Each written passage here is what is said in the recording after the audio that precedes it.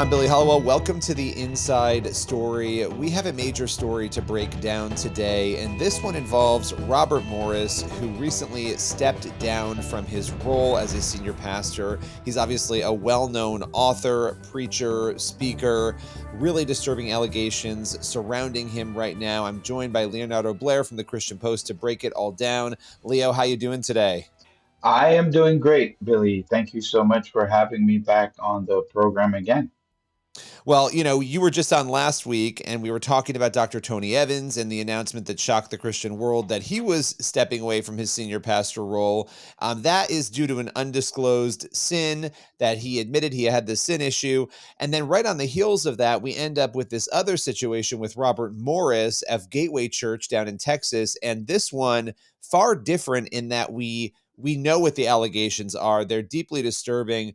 Before we get into all of that, how did this story get onto your radar?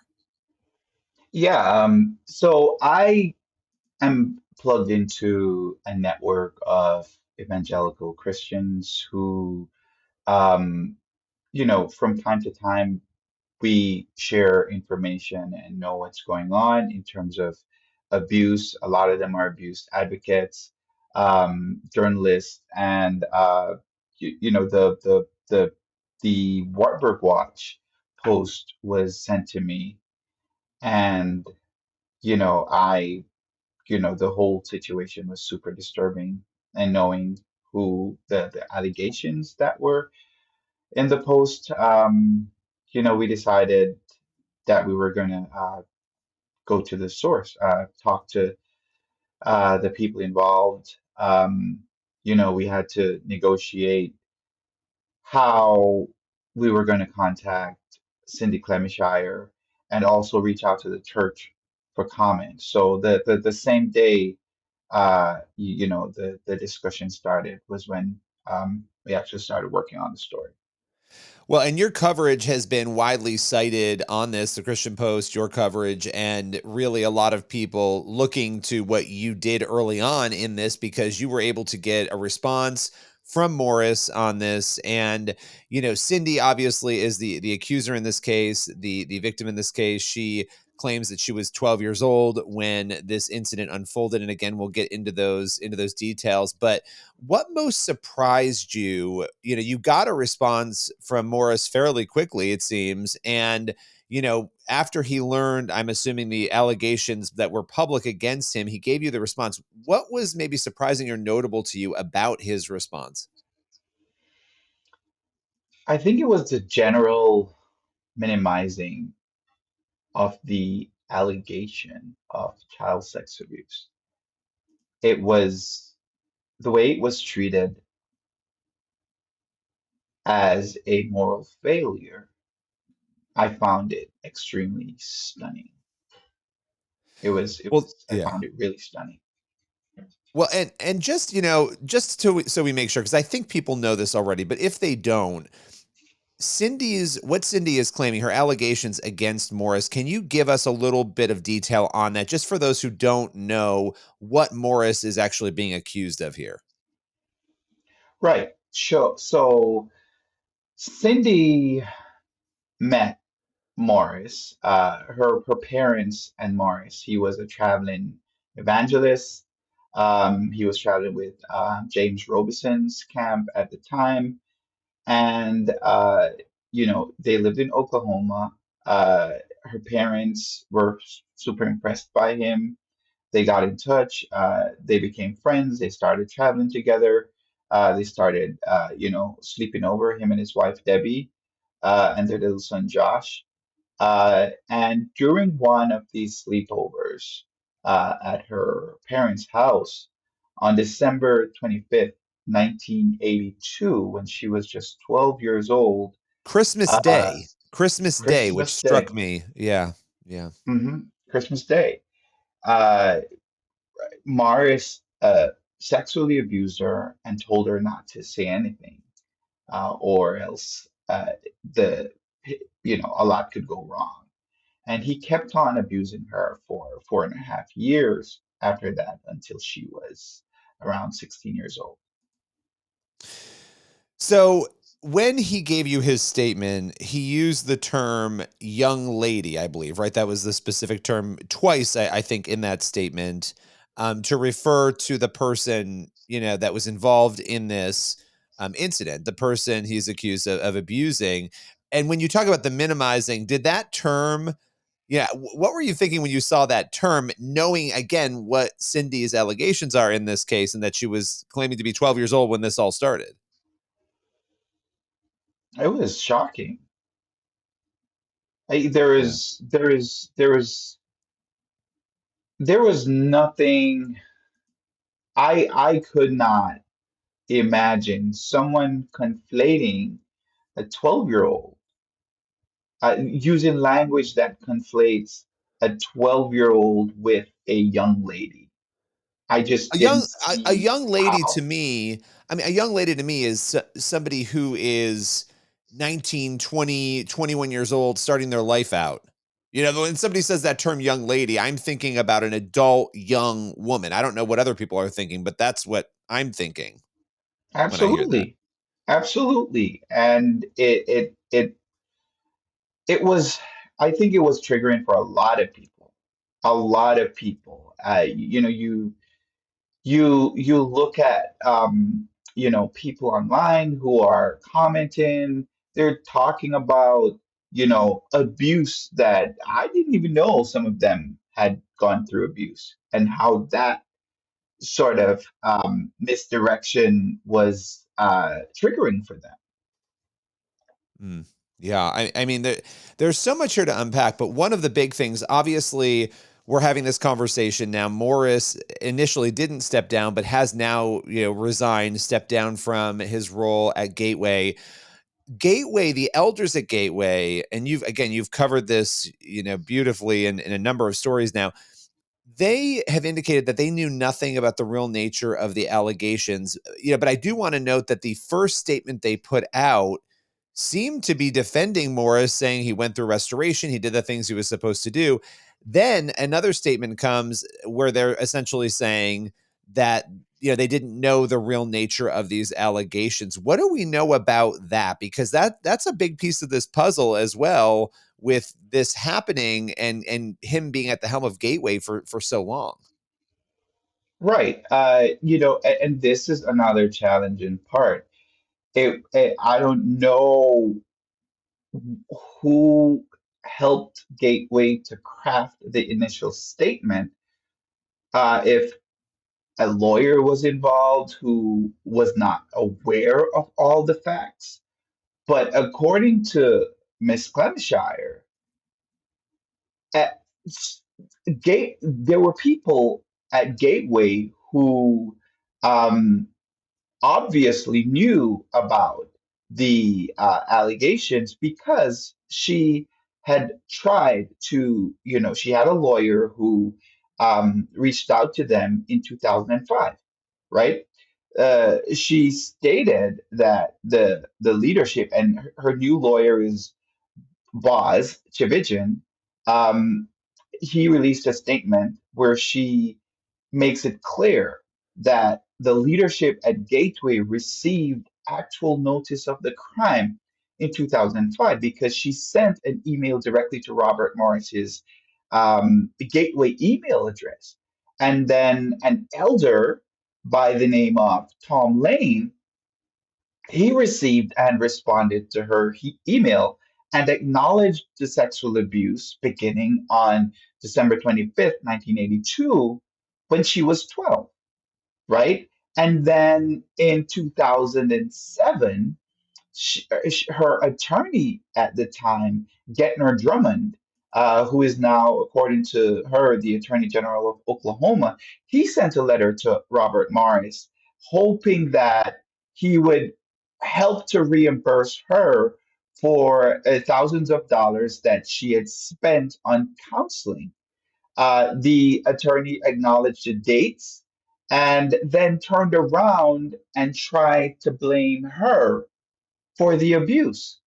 So I really don't think, based on what Miss Clemishire has conveyed in this statement, that um, Gateway has very strong legs to stand on.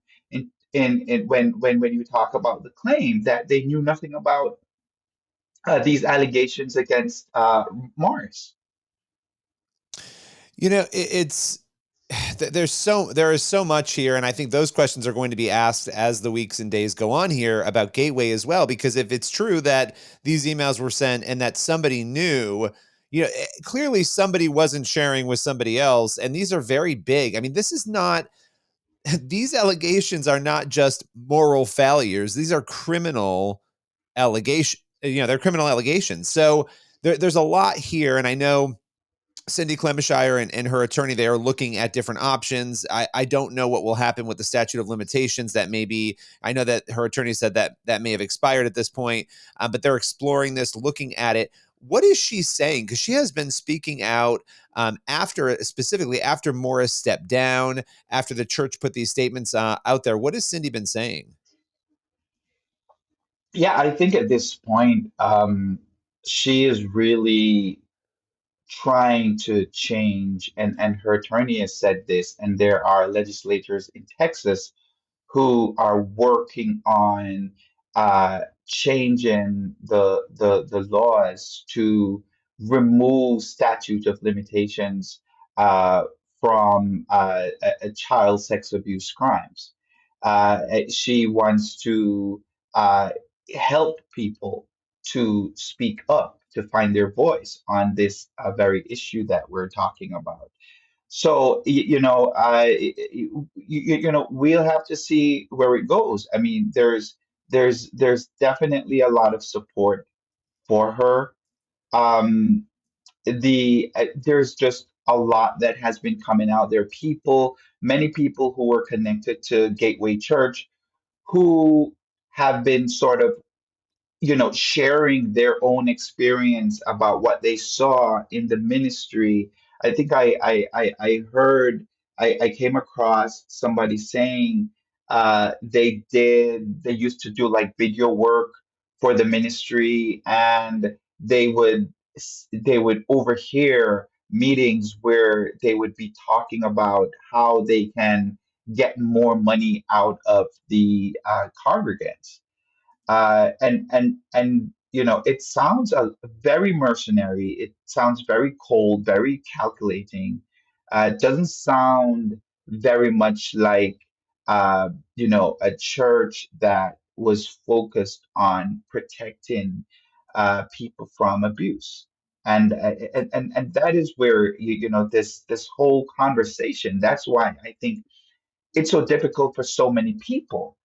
And I think we had this discussion about personalities. Like Christians sometimes engage in personalities, and we have to, whether or not this is a person that we like, or we're familiar with, and we don't want to see harm come to anyone.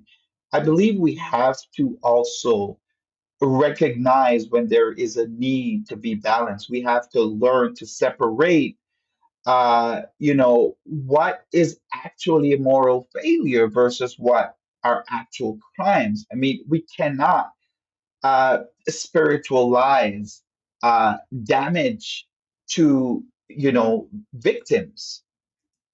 This is what we have to really, really drive home. I've been getting tons of emails, tons of messages. People have left messages on my social media, some in support, and there's some people who have said, by covering the story, I'm dividing the church. I believe, if you believe in the Bible says all things work together for good to them that love God and are called according to His purpose.